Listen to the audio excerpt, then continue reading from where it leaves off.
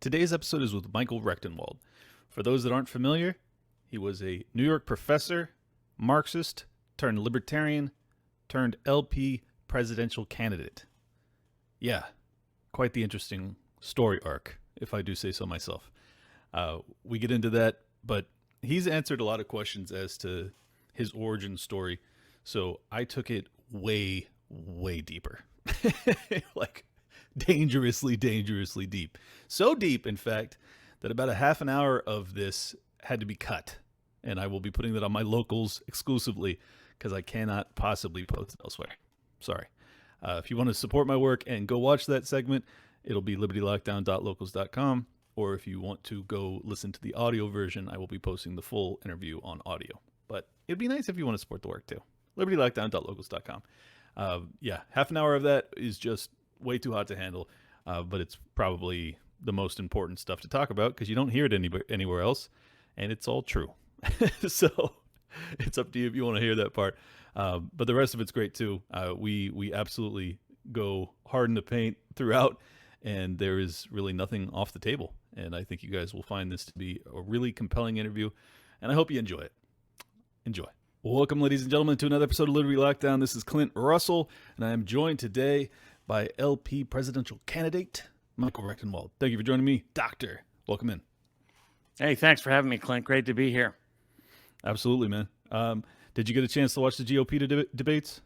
What I could stomach of it, yeah. I watched some parts of it. I put the sound down after a while because it's intolerable. But yeah. Yeah, I watched the whole thing because, just for my show, I kind of feel obligated to stay on top of things, but sure. Holy hell. I'll tell you, my primary takeaway, see if you agree. I had a couple. First off, just such tremendously unimpressive people and such a bunch of fucking also-rans that you're like, how are these people like getting repackaged and like reserved up? Like they're not even leftovers because we've already like had them put on our plate and we've said, I'm not hungry. And they're like, are you sure you don't want more? And you're like, I didn't want it in the first place. Yeah. Did you feel like that? Yeah, I mean, especially like Nikki Haley and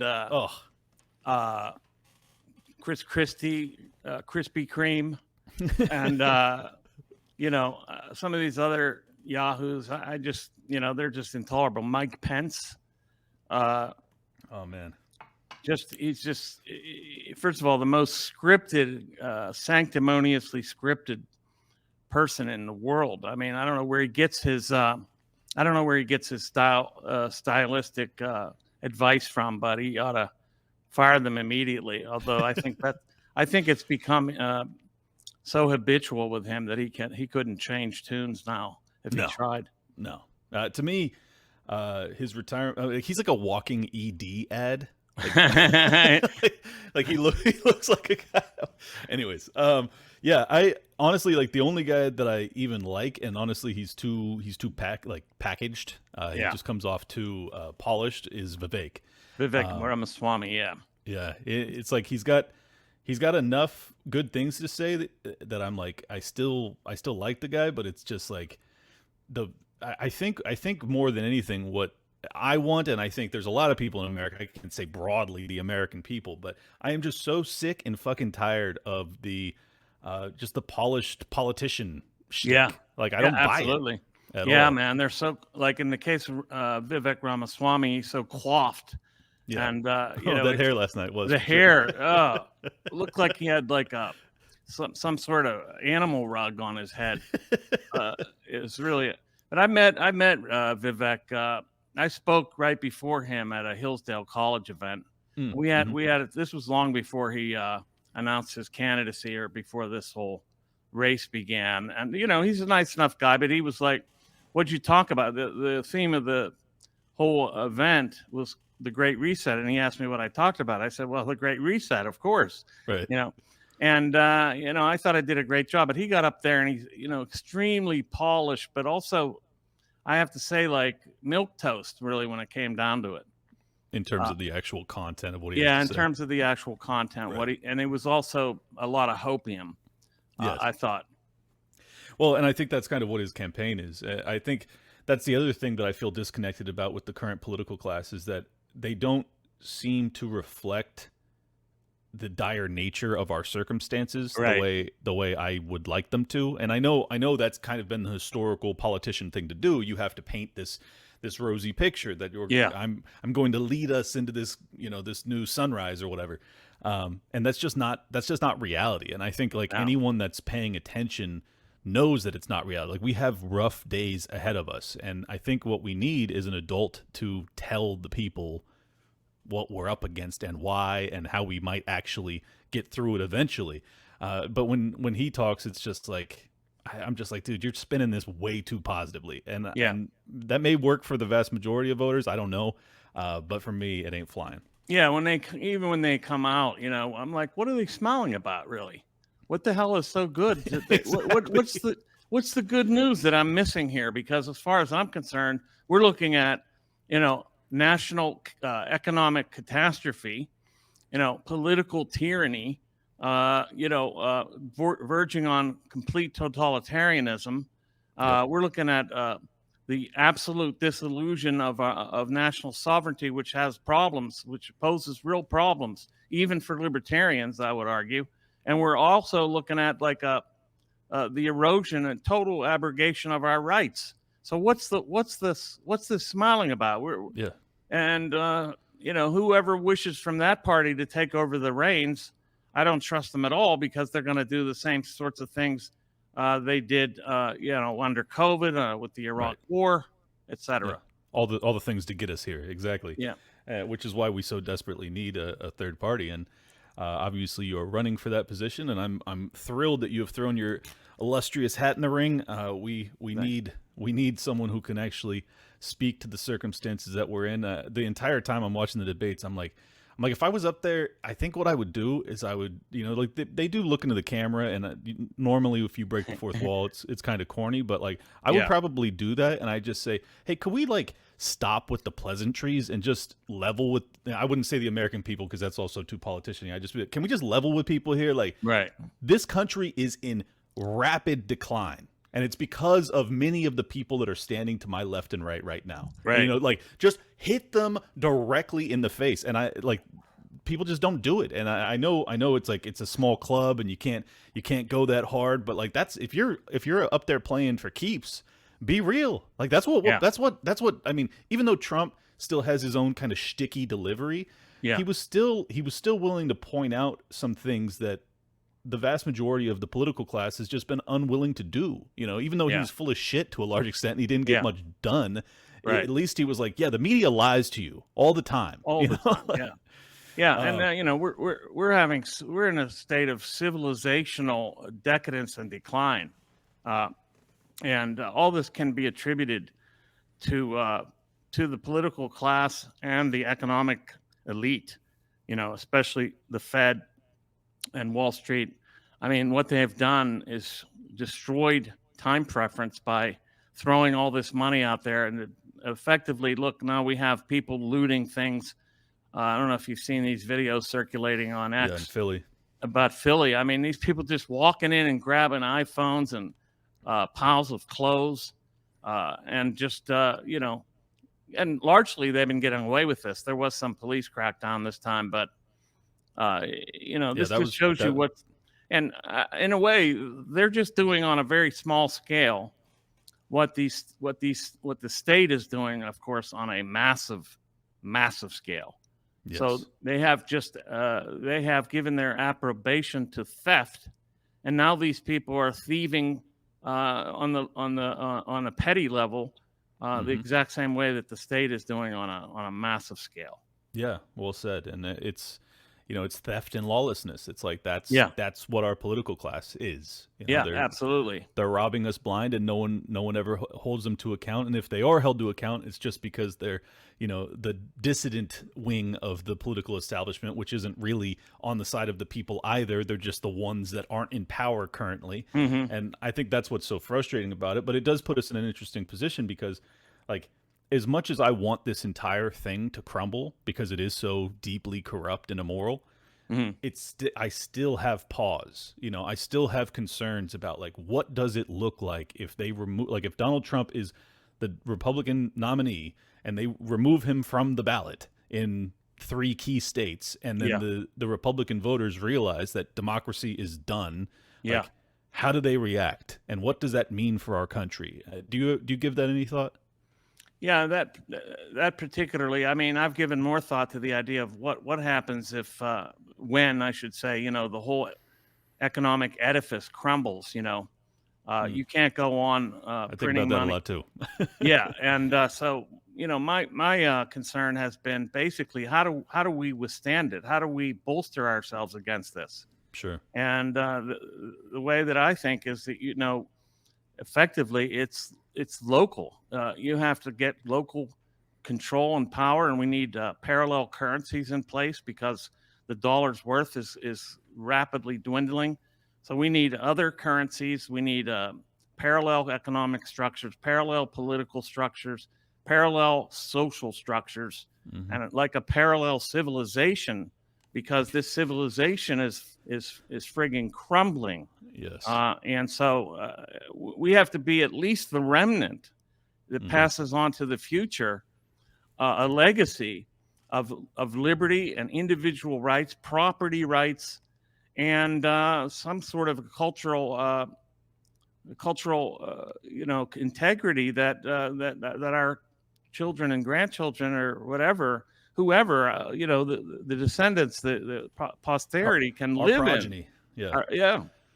Yeah, no, I agree, and I think, well, because this is your area of expertise amongst many, I think it's worth talking about the kind of the global takeover or the globalist takeover of Yeah. our system. Yeah. I think this has been one area or one topic that even libertarians are divided on. Yeah, I see that. There's like there's the you and I camp that has really spent a lot of time digging into the World Economic Forum, Klaus Schwab stuff, the ESG stuff, the DEI stuff, like really understanding the United Nations and how they've had an influence and an impact in policymaking. And then there's the libertarians that are just like, well, government's corrupt and it's, Yeah. and it's like, no. This is next level, folks. And Yes, yes, it is. it's hard to express without sounding like a crazy person. I feel like you tend to do a good job at it. So I don't take it wherever you like. Oh, yeah. I mean, look, we're looking at a globalist hegemon that's trying to basically abolish the national state. And there's reasons why that's a big problem. And abolish basically regionality, utterly get rid of local differentiation. They're looking to impose like a global governance. They say this straight up, using corporations in public-private partnerships, so-called, and then governing us with digital governance, as they call it. That's their word. And also they want to reset the economy to this lower, reduced expectations, way lower expectations. Mm-hmm. They've been after the consumption and actual literal reproduction of the Western world for decades. Okay, and Agenda 2030 of the UN is the basis of this Great Reset project. It was initiated after a partnership was founded between the World Economic Forum and the United Nations to usher in Agenda 2030. And Agenda 2030 is about controlling all aspects of life, including all planetary life, not just human life. They want to control and label and informationalize, datify, whatever you want to call it, all people and all things, and have a complete registry of all activity, including your every move, and possibly even your thoughts, because they talk about brain cloud interfacing and other things. We're talking about a massive global system they're trying to erect, okay? Now, some very naive people will say, well, isn't it better if we have a global state because then we only have one government to get rid of?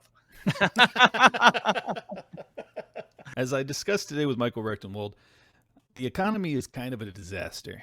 Don't know if you noticed. Yeah, you probably have. Well, if you're sick of the stock market volatility, much less your lifestyle volatility, UBS shows that private assets like fine art can help diversify with a low correlation to stocks. Bloomberg reports art prices have increased in 2022 with the highest total sales ever for major auction houses. In 2023, the art market has passed its pre-pandemic level, and tens of thousands of everyday investors already use today's sponsor, which is Masterworks, to invest in art. You don't need millions or art expertise. Every Masterworks sale to date has delivered a positive return to their investors, including annualized net returns of 10, 17, and even 35% all this year alone. Masterworks' most recent exit was just days ago at the end of August for a double-digit 13.4% annualized net return. My listeners get special access to skip the waitlist. All you have to do is go to masterworks.art/lockdown to check it out. Again, that's masterworks.art/lockdown. Past performance does not guarantee future returns. Any investing involves risks, including loss of principal. See important disclosures at masterworks.com/CD. That's masterworks.art/lockdown. If you want to check it out to diversify your portfolio further, again, masterworks.art/lockdown. And I haven't heard that retort. yeah, I mean, this is so hideous, but they don't understand, I guess, that, I think it's Hoppe who said, as many 10,000 Liechtensteins, right? Yeah. 10,000 Liechtensteins is better than one global. The smaller the state, the better. The more of them, the better, until we dissolve them all, because there's no escape from a global governance system. No. There's no outside of the system. So that's the very definition of totalitarianism. Yeah, well, not without tremendous violence. That's right. It would be very difficult, because you have no alternatives in this life, to escape to. You don't have, and that makes the system more repressive and more taxation and more oppression, because when they have a captive audience that has no choice, then they can impose greater and greater restrictions and repression and taxation and just the whole 9 yards of statist activity. Yeah. Well, it's the exact same concept as a monopoly versus competition. Exactly. Like, do you want to have the state already has a monopoly on violence? Do you want to have one state with one monopoly on violence? Yeah. Fuck no, bro. A world. Yeah, this is what King Camp Gillette, the corporate socialist of the early 19th century, who founded the Gillette Razor Company, he called it world corporation. And you'd have one monopoly, both a global corporate monopoly, but it also would be synonymous with the state. And there would be one world corporation, as he put it. That was exactly the title of his book. But I'm not saying that they're using that as a blueprint, but I'm just saying that's the upshot of this tendency. Well, I think this is one area that, even though some people have given you a hard time about having come from the left into libertarianism, I think this is actually a tremendous strength of yours, and I'm not just spinning this positively because I like you. I think this is a genuine strength of yours, that you can actually identify the corporate involvement with this globalist takeover better than many libertarians that have never looked from the left at all. Even though I never was on the left, I have that skill set as well, because I was a entrepreneur and I worked in lending, and I understand interest rate setting and the kind of the monopolistic control that they have over interest rates and the money supply and blah blah blah. Right. So I think both of us were able to kind of identify this from our own different angles, but you seem to have come to the same conclusion. I find that fascinating. Do you think that played a role in your ability to grasp this as quickly as you did? Yeah, I think so. I think because I was a Marxist that saw, I was a Marxist who believed in the withering away of the state, although, and which never comes. Of course, it's the exact opposite. But then, having had that insider Marxist view, I was able, when I got out of it, to see that, look, this is, what is socialism if not a monopoly system? Not only a political monopoly, a monopoly over force, but also a monopoly over production. And so I'm able to see the relationship between corporate monopoly and socialism. And we're tending towards socialism because as it tends towards monopolization, we tend towards socialism. And I call it corporate socialism when you have corporations in these monopolistic positions in collusion with the state, and everybody else living, which what I call under actually existing socialism. That is corporate socialism, and that's the tendency towards which we're going. Yeah, no, I think you're exactly right. And corporate socialism, in many ways, it's fascistic in its Yes. in its implementation. It's Everybody will say that. It's just call it fascism. Well, okay, yeah, that's a good point. It is fascism, but we need to reason why we need to deal with the actual language that they're using is to show how stakeholder capitalism is fascism, but under a new name, right? And it's not enough to point out that Klaus Schwab's father, for example, was a Nazi collaborator producing. I don't know exact. I think it was heavy water for nuclear reactors for the Nazi regime. Yeah. I don't believe Chrystia Freeland in Canada. Her father or grandfather was. And she's a serious tyrant, I know. I mean, the apple doesn't fall far from the tree, I guess, huh? And she's the one that came down on the truckers' convoy protest. Yep. She's the one that implemented freezing the bank accounts and laughed Bingo. about it. Well, this is why I think it's so remarkable or important and poignant that they gave a standing fucking ovation to a former SS guy. It's from our standpoint, it's perfect poetic justice that they fell into this trap.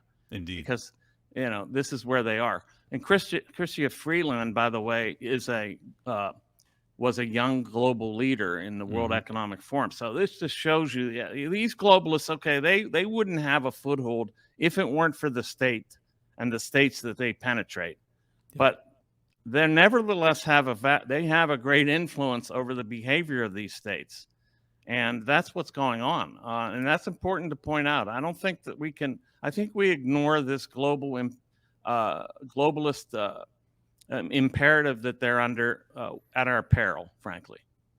I couldn't agree more. I honestly think it may be the biggest threat we face, because it's done under the cloak of darkness. Like most people are completely oblivious to what we're talking about right now, which is why I was so excited for this conversation, because it's like, as I've said, you're able to convey it in a way that doesn't come off quite as conspiratorial as I do, because I get my Alex Jones rant going, kind of look like I've lost my mind, but I've studied this stuff enough to know that I'm not crazy. Like this is actually happening. You have people that are being implanted into the highest level of government in multiple nations all over the world. They all march in lockstep. They all use the same catchphrases. They all implement the same exact plans. Policies, It's not coincidental, folks. Like this is actually happening. It's not coincidental. And this goes to the, and I don't know if I should open this can of worms, because we talked about this on the X space. What's that? Open it, Michael. All right. We talked about the issue on the X space with Josie, and you said that my position couldn't have been clear about immigration and how that feeds into the globalist agenda. Okay, so they want to erode national borders, and they want to erode national sovereignty, and this is why you see this outrageous influx of immigrants, uninvited, unvetted, a lot of them child traffickers and drug peddlers. I think this is a very significant problem, and we need, a principled position with reference to it. And I think we have one. It's not that hard to understand. That is, public property is basically stolen property. It's not the state's property. It's the citizens' property, or those who paid federal taxes. That is their property. So uninvited immigration is a infringement of the non-aggression principle. It's that simple. I completely agree, and I think that in terms of an answer, it's fairly straightforward too. That we will, if you want to sponsor an immigrant and make sure that they have no access to the social safety net. Obviously, our answer would be to abolish the social safety net, but in terms of an interim solution would be, okay, well, if you want to bring in your relative or whatever and they're coming here to work, well, then you can sponsor them. But if they fall on hard times, It's your bill to pay, brother. Yeah, ideally, we live in a totally private property society where the only borders are the borders around property. But we don't live in that world. We live in a statist world under which there is so-called public property, a real misnomer if there ever was one, and leading to all kinds of crazy ambiguity and poses a real conundrum, especially to the libertarian. But I think it's easily dealt with.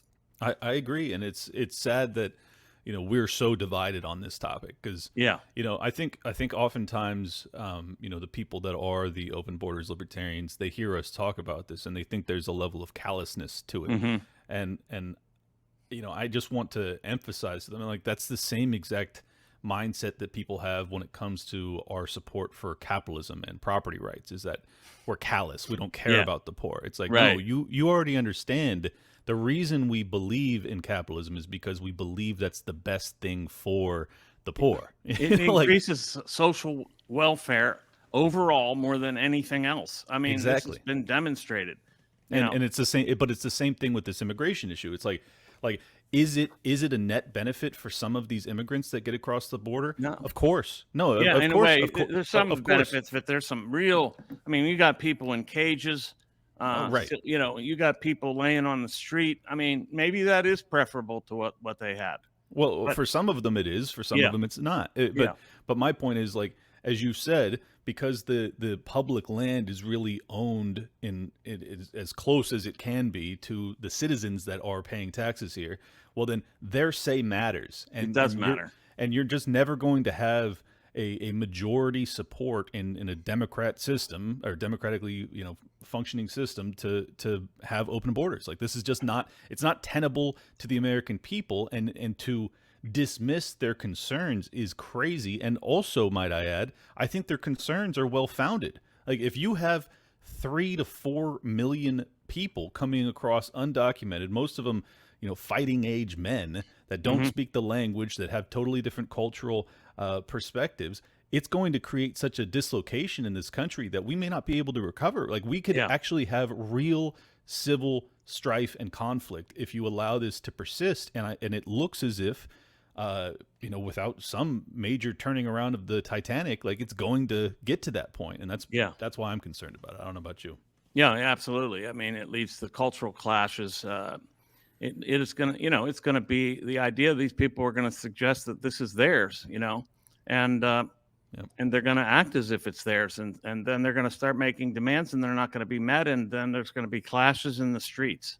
Yeah. Um, Well, with, and to a certain extent, we're already seeing that. We're already seeing clashes in the streets. We saw it, very, very aggressively in 2020. I'm not saying that's necessarily an immigration issue so much, but I think you will see it in the future. You've already seen cities that are popping up that are being sold off without documentation to undocumented immigrants, and they're creating their own little Mexico, or whatever you want to call it. Most of them aren't even from Mexico at this point, but right. I just think that it's a real dead end outlook, given the circumstances of our current empire decline. Yes. Yeah, like, the empire is declining. Let's let immigrants from the third world all flood into the country by the fives to tens of millions annually, and just see how it works out. Yeah. Like, Yeah. it just seems suicidal. Yeah. And we're promoting it through complete Many ways. Yeah. many ways. Yeah. So, yeah, I think that's a dead issue for libertarians. And it also, I should add, and I think we already mentioned this in a way, it feeds right into the globalist agenda entirely. Yeah, I mean, it's just quite evident to me too. Tucker Carlson's gotten a lot of trouble for mentioning the Great Replacement theory, but Yeah. let's just be honest. Like, there are people that in the globalist worldview, the World Economic Forum, United Nations worldview, Yeah. like, and just to prove my case that this is not like conspiracy theorizing, like, this is real. All you have to do is look at all of the other countries that have leaders of the same ilk. They're all doing the same thing. They're Yeah, all all giving doing the lip. same thing. They're all giving lip service to border control, while they leave their borders wide open, and they just are flooded with people that ultimately they believe will vote for For them. more and more socialist policies. So More that and then more they- statism, more and more socialist policies, more and more wealth redistribution, and the exacerbation of the very price problems that led us to this decline, to this decline of the civilization, really. So a couple months ago, I moved apartment units or condo units, and because of that, I didn't get the invoice for my health insurance company mailed to me. Just didn't get it, so I didn't pay it. And then I had a health event where I had to go to the doctor, and I didn't have insurance, and I ended up having to pay out of pocket. Basically, what I'm saying is the health insurance industry is a disaster. It's broken. Premiums are increasing, deductibles are getting larger, and claims denials are becoming more and more common. The headache of health insurance is exactly why Crowd Health was created. It's not health insurance, it's a better way to pay for healthcare through crowdfunding. Crowd Health gives their members the freedom to efficiently and affordably break free from the antiquated insurance system and into a healthcare option that fits your needs. Health insurance processes can be confusing, they can leave you feeling taken advantage of. That's why you should transition to Crowd Health so that you can do things differently, do things at your speed, and also create the community that's looking after each other. I love the idea, and that's why I took them on as a sponsor. The insurance companies don't give you the peace of mind you need. Crowd Health does. That's why your $50 a month membership includes the tools and services you need to get the highest quality healthcare. You'll get access to telemedicine visits, discounted prescriptions, and so much more without doctors, networks messing things up. Plus, you'll have access to your own personal care advocate who will help you navigate the complexities of health events and even negotiate bills on your behalf. And of course, you'll join the crowd, a group of members just like you who want to help pay for each other's unexpected medical events. It's time you opt out of restrictive health insurance plans and let Crowd Health help fit your healthcare needs. Get started today for just $50 per month. Use code LOCKDOWN to get healthcare you deserve. Crowd Health is not insurance. Learn more at joincrowdhealth.com. That's joincrowdhealth.com, promo code LOCKDOWN. And as a Californian, I feel like maybe I understand this differently than some libertarians because, like, just to clear the table here, I love Mexicans. I think they're some of the greatest people. I love Mexico. I love me a Mexican. I was friends with tons of illegal immigrants. I was also in the construction field, so I worked with a ton of illegal immigrants. They were awesome people. Like, I'm not. This is not about who they are as people. No, it's not about ethnicity or anything like that. No, it's really not. But the truth is that they did come in and they did find ways to start to vote largely Democrat, and California, because the Democrats are truly socialist at this point, and even if they weren't voting for the Democrats because they're socialists, but rather because they were the ones that were more friendly linguistically when it came to immigration, it doesn't matter why they did it. The truth is that it ruined fucking California. California is a disaster because of this policy. If these people want to, that's the destiny for the rest of the country if we head down this path. That's all I'm saying. If these people want a virtue signal, do it with your own property, not mine. Exactly. I saw Nick Gillespie. I think he's still with Reason. I'm not sure. And he was just saying, when I see these kids, crawling through barbed wire, it just breaks my heart. It reminds me of my great grandfather. The Irish immigrants that are fleeing to this and that. And I'm like, look, my heart breaks for people that are ever having to flee their homeland. But the truth is, we're on the cusp of having to flee ours. Like, do people know that? Like, no kidding. Do they know that? Do you think Nick Gillespie understands how close we are to the press? Because I don't think so. I don't think these people realize. Because of their worldview, they're seeing the things that we see as desperate and horrifying, and utterly threatening. They see these as good. I mean, it's unbelievable that they are looking at. That's hard to wrap my head around. Yeah, I mean, they hate capitalism that much, really. There's this underlying unconscious Marxism. I talk about this occasionally, that I think people have absorbed unbeknownst to them. It's kind of an osmosis that has permeated the culture, and they think in these Marxist terms without knowing it. They're not avowed Marxists, all of these people, of course, but they have absorbed these unconscious ideas of Marxism. And likewise, they really celebrate the demise of capitalism, and they celebrate the demise of the middle class because they hate them. They hate what I call aspiring and middle class people, not necessarily all middle class, but people that are aspiring to a decent standard of living under circumstances that are almost utterly impossible. They hate those people. Yeah, it does seem that there is a real elitist worldview for some people now, and I mean, when they refer to it as flyover country and things like that, you're like, oh, I know who you are now. Yeah. I know that. That's why, and I just want to address this straight up. Sure. That's why whenever Hillary Clinton called the Trump people a basket of deplorables, that's why I opened that Twitter account, the original Twitter account, the infamous Twitter account, anti-PC NYU prof, and called myself the deplorable NYU prof, because I identified, first of all, it was out of spite towards these elitists, right, and in sympathy with the people that are being treated and being dissed like this, as this basket of deplorables, all the people that are basically struggling to make a living in the middle states and elsewhere, as some sort of a plague on us. I just said, oh, I'm going to identify with them, not with Trump per se, with those people. That's why I did it. You know what I've been thinking about over the past week or two? The same reaction you had to that is the same reaction I had when I saw like the black community being kind of dehumanized when I was growing up, like in the early 90s, when this is probably controversial and maybe it'll get us both in trouble, but fuck it, let's do it anyways.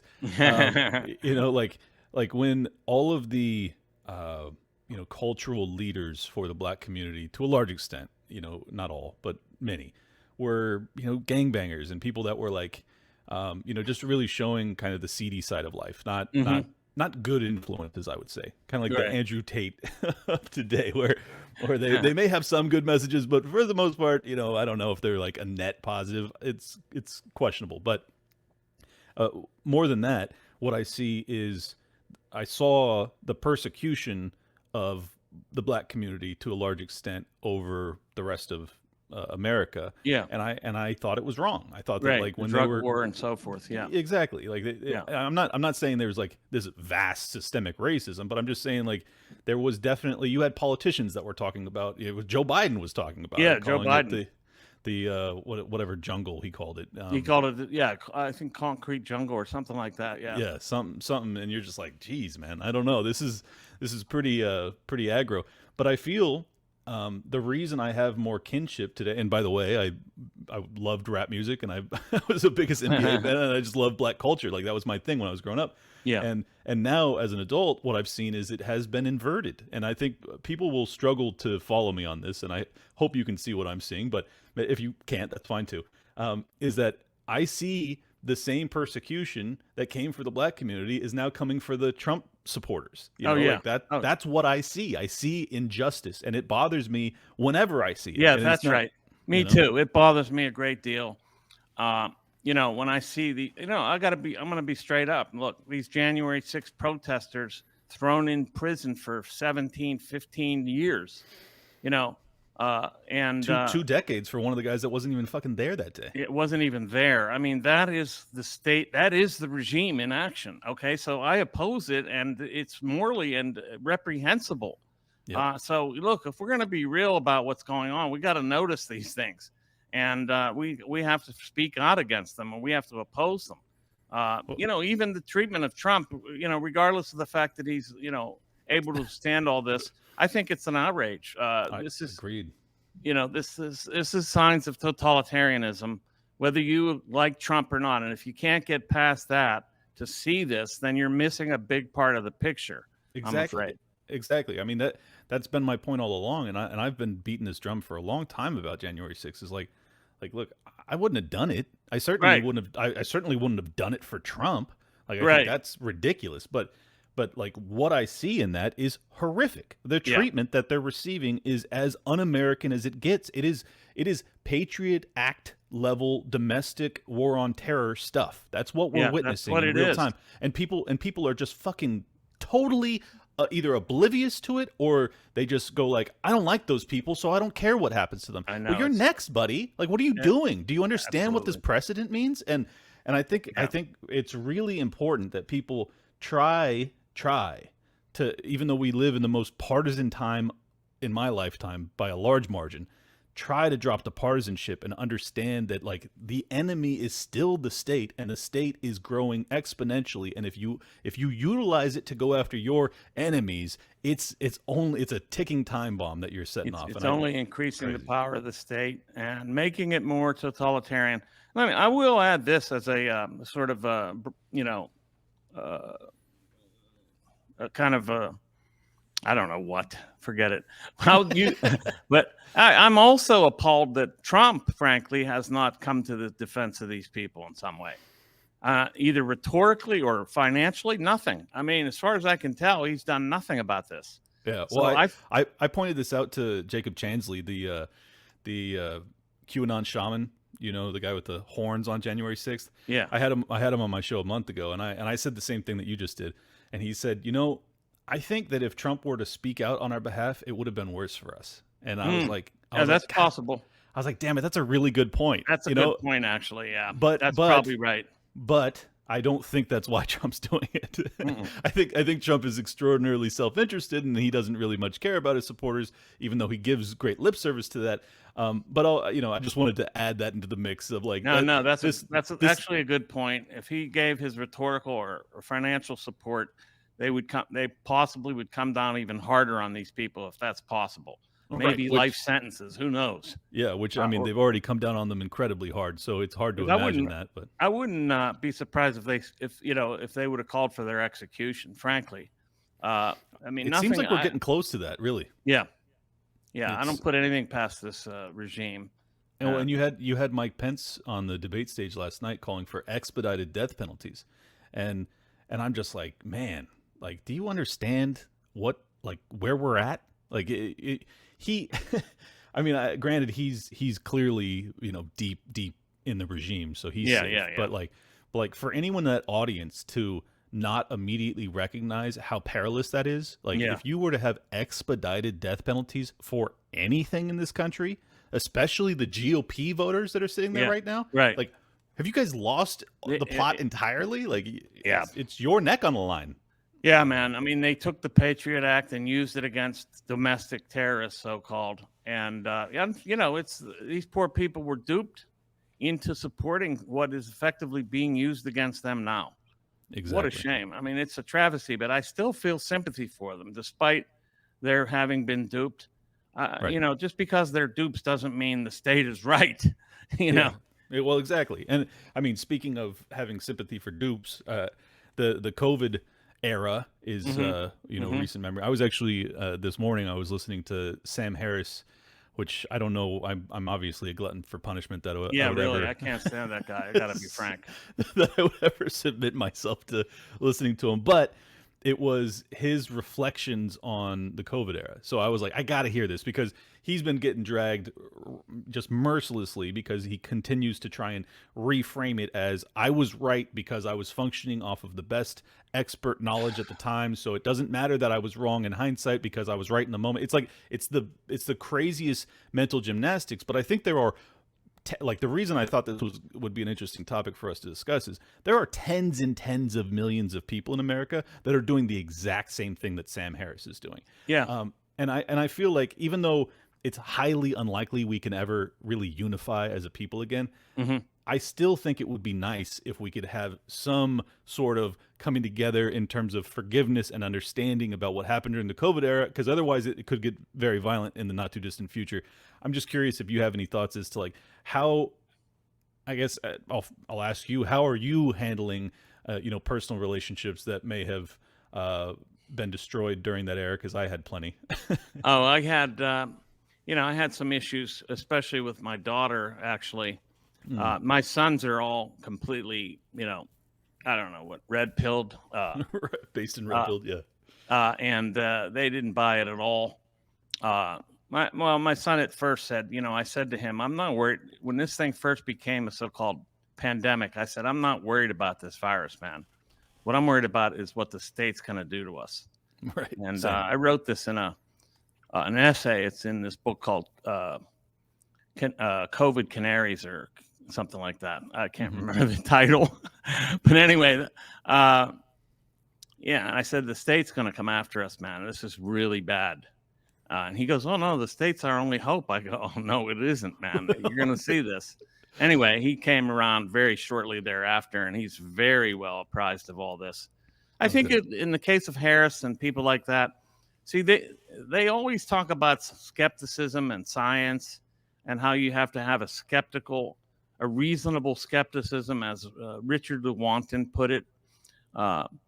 So I think these people just don't have a reasonable skepticism where the authorities are concerned. That's the reason they fell for this stuff. Yep. They just don't have enough skepticism with reference to the establishment. And so that's his failing, and the failing of millions, like you said, or tens of millions of people. And I just saw somebody today wearing a mask in his car by himself. And, I just, I'm getting to the point where I'm thinking these people, I don't want to say this, but they are in a way my enemy because they are foot soldiers for the regime, and they will turn on you on a dime. And most of them have, and they'll come after you. Yeah, they're basically, what's that? I don't think you're overstating it either. I mean, many of these people did turn on us during those years. Particularly as an unvaccinated person, I was like, this is crazy. Like, these people are genuinely out of their minds, and they're 100% convinced that they are in the moral right, which is the most dangerously delusional people when they have zero doubt in their their belief system, even though they're dead wrong. It's like, oh my God. Yeah, and they called for people to not get medical care if they weren't vaccinated. Let them die. So I mean, these people. It was almost 40% of Democrats at the height of the pandemic, right after the vaccines got rolled out, that were okay with the children being taken away from their parents if they refused. Do you know how crazy it is? Like 40% almost. Like, what are we talking about? These are the people that we live amongst. Like, how is it let's possible? Speaking of the state, these people are agents of the state. Yeah. They are state agents. They are apparatuses of the state. They are part of what I call governmentalities. That is, they are extensions of state power, and they are there to enforce state narratives and state imperatives, and they're dangerous. They can't not be trusted. I'm going to say that up, despite what this might mean politically, although, it's real hard for me to think like what's done. Yeah, I just can't think like that. Just tell the truth, brother. It's like, let the chips fall where they may. Like what we opened this up with. People want to hear the truth. They don't, like, even if they disagree, they want to know you're telling the truth. Tell the fucking truth. I love it. Man, I find these people to be dangerous and state agents and my enemy in effect. Because they'll come after you.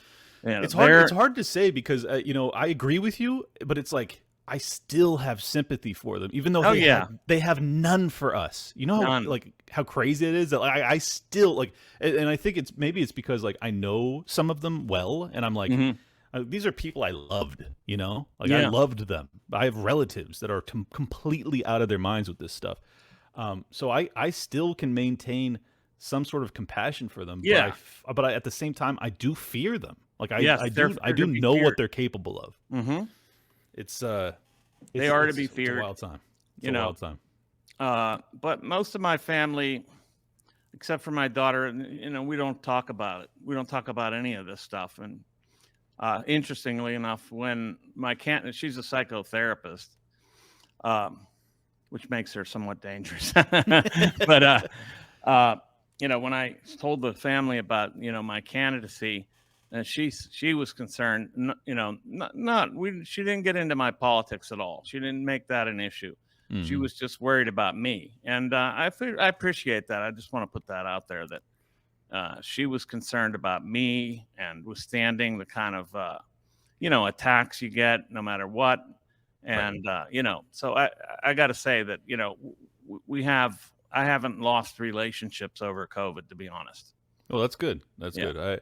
And, most of mine have been retrieved, I think, as people realize that much of the fear mongering that they were receiving was misplaced. I still am yet to receive a single apology, Hmm. which is very frustrating because I'm like, could you just apologize? You know, like we didn't get to see each other at holidays for 2 years. Like, Yeah.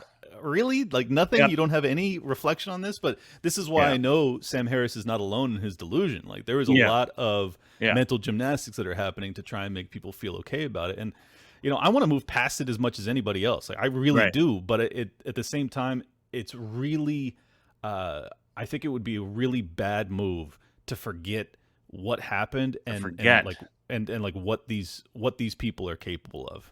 Yeah. I So mean, forgiveness and forgetting are different things, but exactly. I'll say this. I do have somebody I lost to this in a way. My mother was in a home, like Oh, a jeez. nursing home during this whole thing, and I couldn't see her for 2 whole years.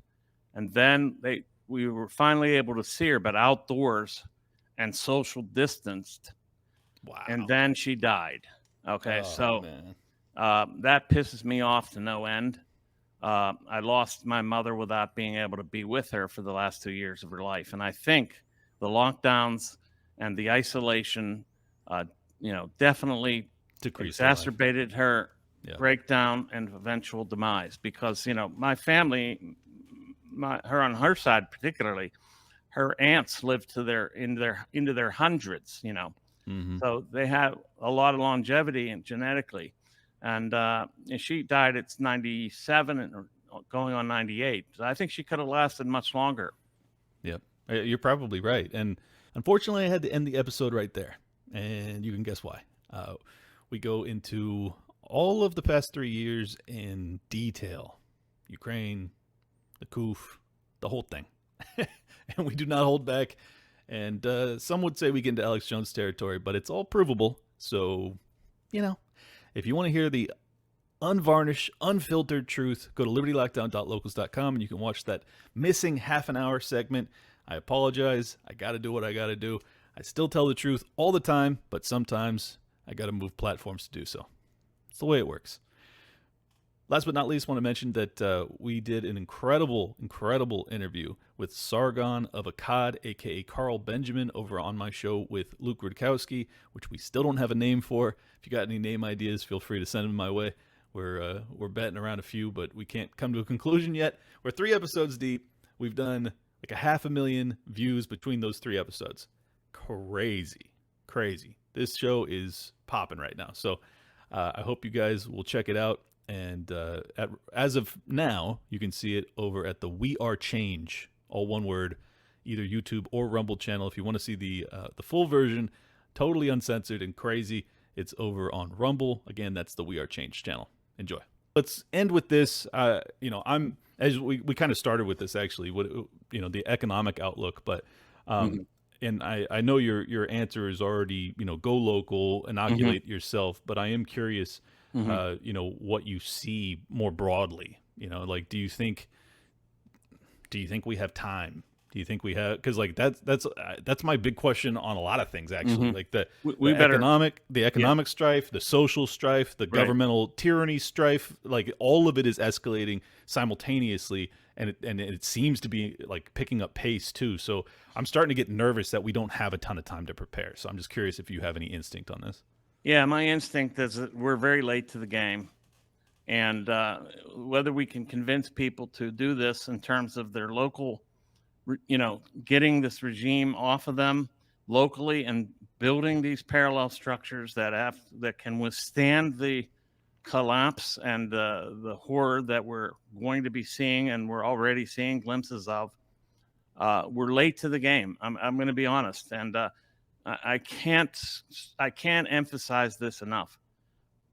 Please, let's stop putting faith in this top-down idea that we just put a different figurehead in there and then it'll all be resolved. Like if it's Trump or Vivek Ramaswamy or Ron DeSantis, this is total nonsense. This is not going to save us. Okay. In fact, the more energy people put into that and the more money they put into that, the more they're feeding this regime, and they're actually perpetuating their own enslavement. I can't emphasize this enough. And I don't say this out of, professional political interest as a candidate. I'm saying this as a human being who's been observing this stuff for decades. Okay, and I got to say that you cannot play this game. It's absurd. It's fruitless, and it'll lead to our ultimate demise. We must get away from that mentality. Well, we must do something different, and this this decentralization is, I think, the only answer. Powerfully said, and I think that it begs the natural question, as someone running for president, why are you doing it if we shouldn't be focused on presidential politics? I know your plan is the 5%, so I'm setting you up to explain it. Yeah, man. I mean, look, I'm a messenger for this decentralization campaign, this decentralization movement, which is what it's got to become. And I'm not telling you that if I get Michael Rectenwald in there to wreck the regime, that's not what this wreck the regime means. Wreck the regime is something we do on a local level with Michael Rectenwald speaking about it and encouraging and supporting this and getting this message out broadly. And, look, we would be very happy to get 5% of the vote. And I think it's not outside the realm of possibility. And that would put the Libertarian Party on the map in terms of a multi-party system. We'd get those matching funds, which should not exist in the first place, and we get a broader, firm foothold in order to continue to enunciate these views and our position on these views, and to possibly get some part of the conversation to start understanding what we're saying, and then to get moving in that direction. That's why I'm in it. And also I'm in it because I was asked to be in it. Frankly, this was not my idea. I never in my life aspired to political office. Okay. I was asked to do it, and I wouldn't have done it if it weren't for the vision that were laid out for it. I wouldn't have done it if they were to say, look, you'll become, on the ballot in 50 states and blah, blah, blah. That wasn't what, look, I had a nice life. Okay. I still do, but it's harder now, thanks to this. I wasn't doing bad. I already had a platform. I had an audience. I had readers of my books. I had, I had speaking engagements. I still do, but this was not in the cards. In fact, I had already outlined the prospectus for my next book. That's right. And then the next day I got a phone call asking me to do this. And I'm like, you're kidding me. I got to be honest here. I was like, are you sure you called the right number, man? I mean, right. And, no, they, given their firm belief in me and being the right messenger, and also the message that was being conveyed, that I happen to agree with. Right. And having been a reader of Hoppe and his, what must be done essay, and basically that whole formula, I said, yeah, I'll do it then. And look, there's nothing in it for me personally. I mean, I didn't want a platform like this. I never had asked for it. This is not why I was doing it. I'm not trying to usurp anybody's God-given right. I don't think anybody has such a right. No, but certainly not. And let me just add, I was in the same boat as you, where people were, banging on my door saying, hey, you going to do this? You going to do this? And I was like, oh God, I really don't want to. Yeah, right. So right. I am thrilled that you were willing. And I think, I'm probably just a sucker, but no, I'll be straight with you though. Like, I've talked to you quite a bit at this point, interviewing you on X, and I've had you on my show, in years past. And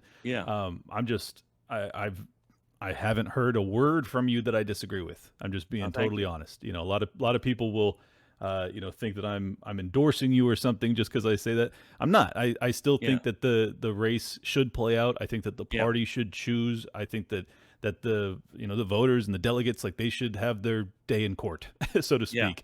So I'm not going to put my finger on the scale, but I totally respect that.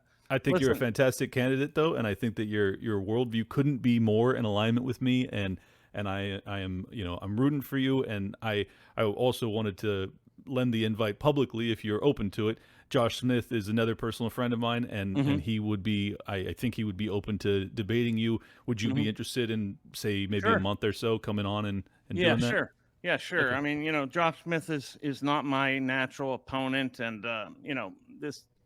Let's put it this way: together we could wreck the regime. Right. And You guys are much more ideologically aligned than you are opponents, but still, yeah, yeah. So I don't know where the space would be in that debate, and I hope it wouldn't turn to some sort of ad hominem thing, Oh, well, me because too.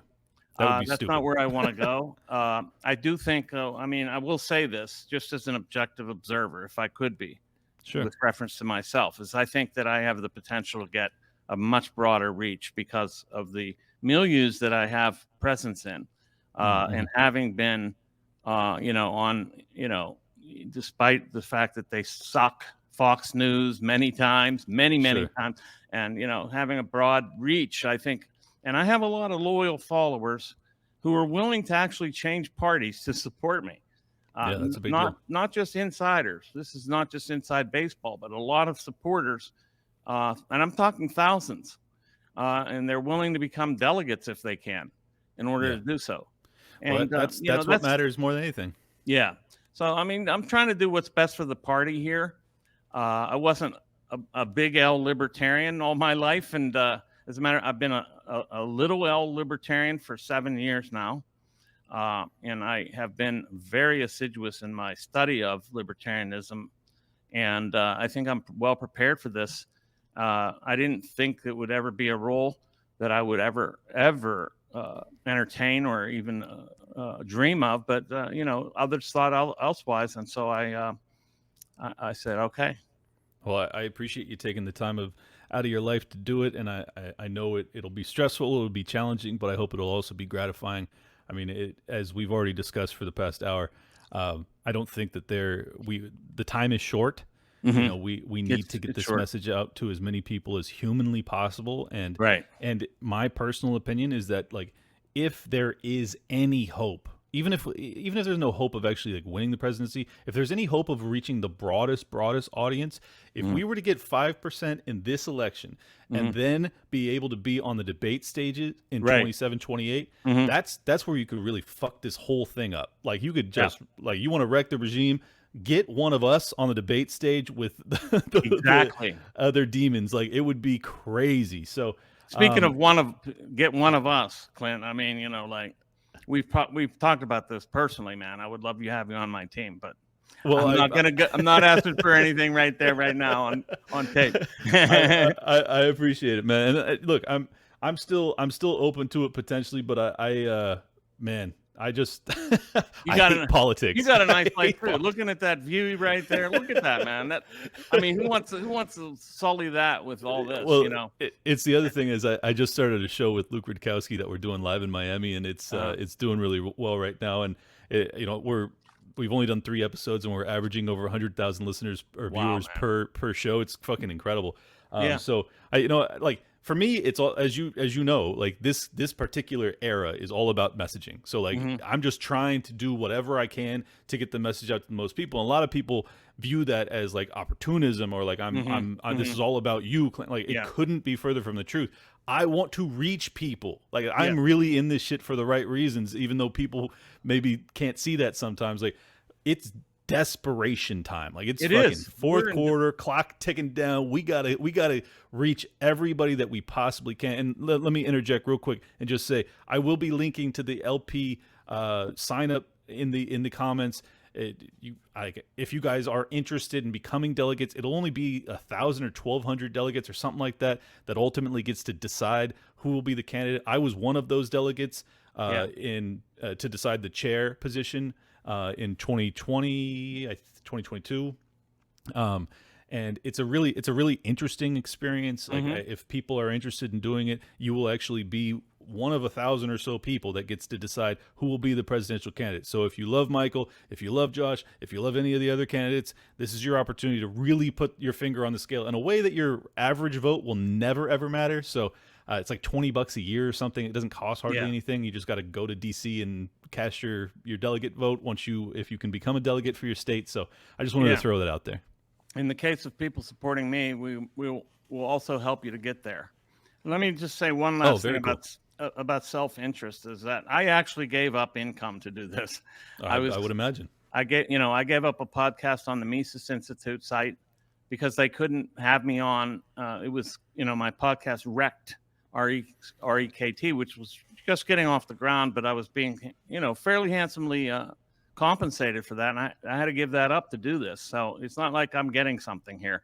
I'm actually giving things up to do this. Yeah. All right. And I would be in the same boat. So I get it. Trust me. I'm sure you do.